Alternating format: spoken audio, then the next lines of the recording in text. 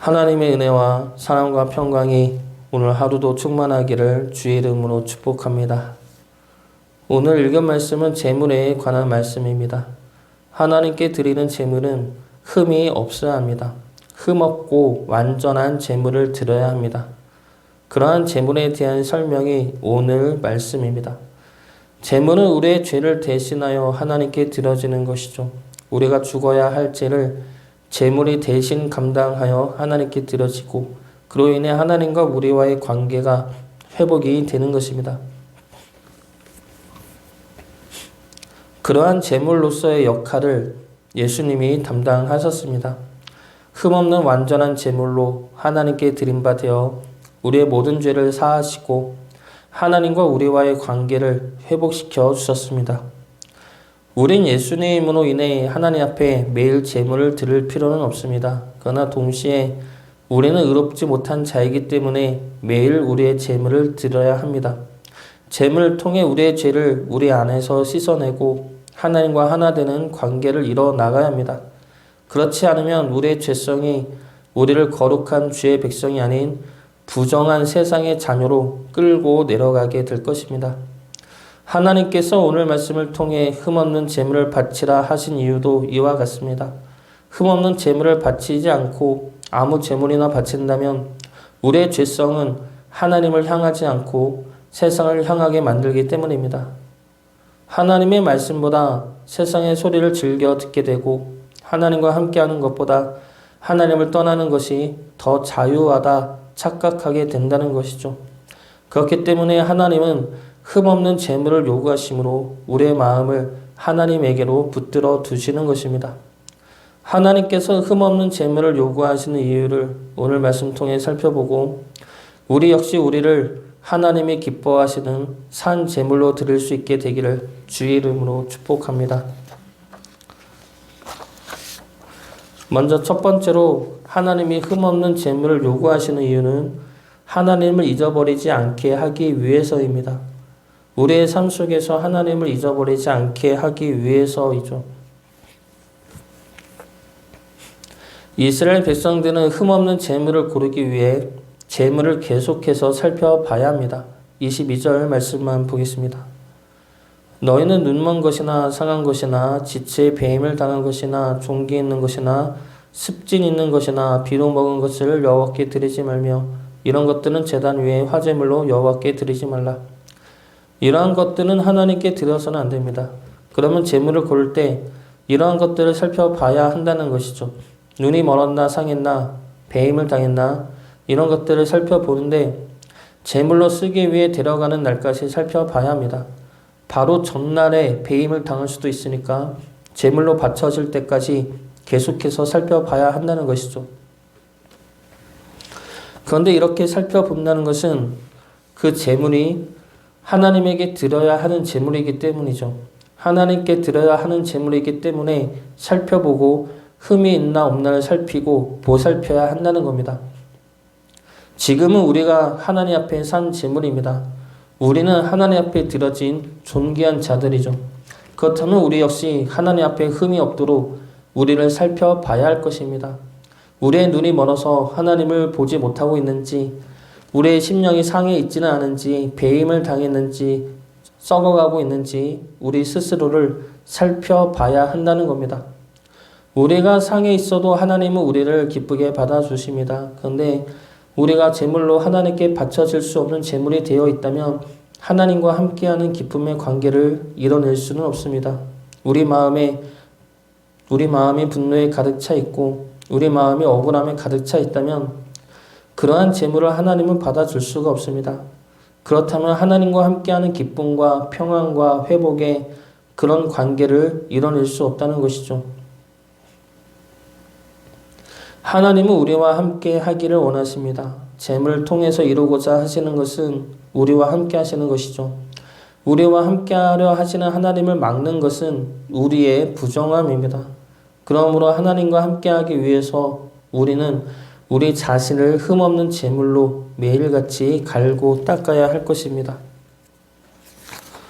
우리를 거룩하게 받고자 하시는 하나님을 바라보면서 우리 스스로를 흠없는 제물로 살펴볼 수 있기를 주의 이름으로 축복합니다.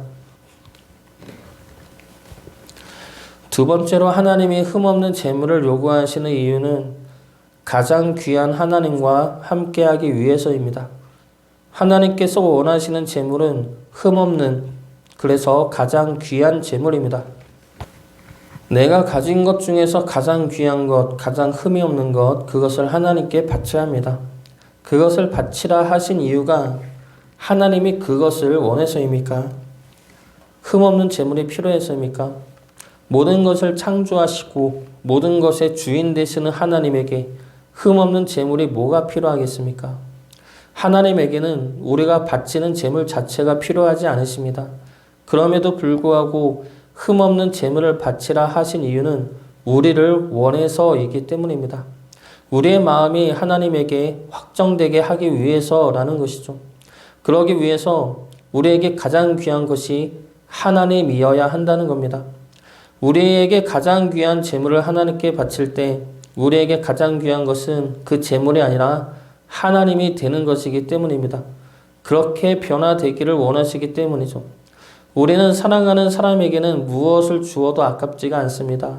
내가 가진 가장 좋은 것, 귀한 것을 주어도 전혀 아깝지가 않습니다.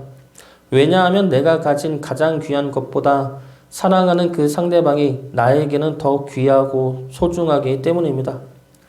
부모님에게 식사를 대접할 때도 가능하면 가장 비싼 것, 가장 좋은 것을 대접하고 싶은 마음이 있지 않습니까? 형편과 상황이 안 돼서 그렇지 웬만하면 내가 할 수 있는 능력 안에서 가장 귀한 것으로 대접하고 싶은 것이 자식들 마음일 것입니다. 부모들 마음도 똑같겠죠. 왜 그렇습니까? 그만큼 부모님이, 그만큼 자녀들이 우리에게 귀하고 소중하기 때문입니다. 자녀를 향해서 먹을 것을 살 때도 우리는 여러 가지를 따집니다. 우리 형편에 조금 과한 것 같다, 먹고는 싶으나 굳이 안 먹어도 된다 따지면서 돈을 아까워하죠. 그러나 자녀들에게 무엇을 사줄 때는 전혀 돈이 아깝지가 않습니다. 한 번 쓰고 버리는 장난감이라도 그렇게 아깝지가 않죠. 왜 그렇습니까? 그만큼 자녀들이 우리에게 귀하고 소중하기 때문입니다. 그렇다면 하나님은 어떻습니까? 하나님에게 우리가 드릴 수 있는 한계는 어느 선입니까? 하나님에게 드리는 우리의 마음과 헌신과 믿음, 그 모든 것들은 우리가 하나님을 생각하고 있는 것만큼만 드리게 되어 있습니다. 우리가 하나님을 생각하는 정도까지만 헌신하고 순종하고 양보한다는 것이죠. 그렇기 때문에 하나님은 우리에게 가장 귀한 제물로 하나님께 드리라 말씀하시는 겁니다. 우리 안에서 하나님이 가장 귀한 것이 될 수 있게 하기 위해서이죠. 우리가 생각하고 집착하고 소유하려 하는 그 모든 것들보다 하나님이 더 귀하고 소중합니다. 가장 귀하지 않은 것을 귀한 것으로 여기느라 정작 가장 귀한 하나님을 놓쳐버리는 일이 일어나서는 안 될 것입니다. 우리에게 가장 귀한 하나님을 붙들 수 있기를, 우리가 가진 어떤 것보다 하나님이 더 귀하고 소중함을 우리 삶으로 고백하며 나갈 수 있기를 주의 이름으로 축복합니다.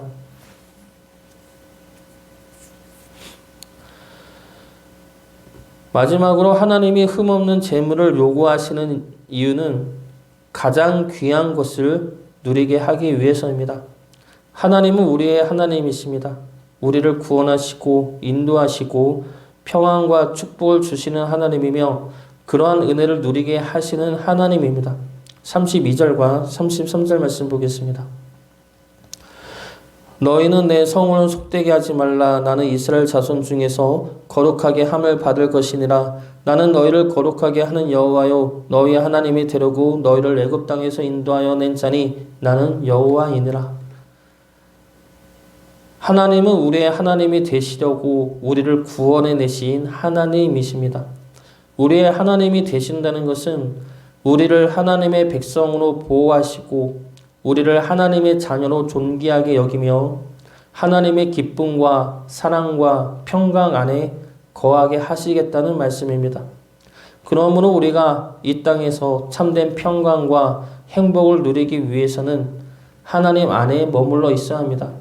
하나님과 함께할 때 우리 영혼의 쉼을 얻고 평강을 얻을 수 있기 때문이죠. 그러한 평강과 기쁨은 우리가 하나님 앞에 가장 귀한 제물 드리는 결단이 일어날 때 우리 안에서 일어나게 되는 역사와 은혜입니다. 우리가 제물을 드렸기 때문에 하나님이 축복을 주시는 것이 아니죠. 하나님은 우리가 드리는 제물을 보고 그 제물의 좋고 나쁨에 따라서 축복을 주시는 분이 아닙니다. 우리가 가장 귀한 제물을 드린다는 것은 그 자체로 우리 안에 일어난 결단과 변화입니다. 그 결단과 변화로 인해 하나님과의 관계가 회복이 되고 그 결단으로 인해 하나님의 은혜와 축복이 주어진다는 것입니다. 다시 말해 우리가 변화되어야 한다는 것이죠. 가장 귀한 제물을 드렸으니 하나님이 복 주시겠지가 아닙니다. 하나님보다 가장 귀한 것이 없음을 고백하고 결단할 때 하나님의 은혜와 축복이 임한다는 것입니다. 이러한 은혜를 맛보기 위해서, 이러한 축복을 누릴 수 있게 하기 위해서 하나님은 우리에게 흠없는 제물을 요구하시는 것입니다. 마음의 결단이 일어나기를 바랍니다. 하나님보다 귀한 것이 없음을 진정으로 고백하며 감사하며 결단할 수 있기를 바랍니다. 그 결단이 우리를 더욱더 귀한 은혜와 축복의 자리로 이끌어 줄 것입니다. 그 결단을 통해 하나님의 크신 은혜와 축복을 누리며 살 수 있기를 주의 이름으로 축복합니다.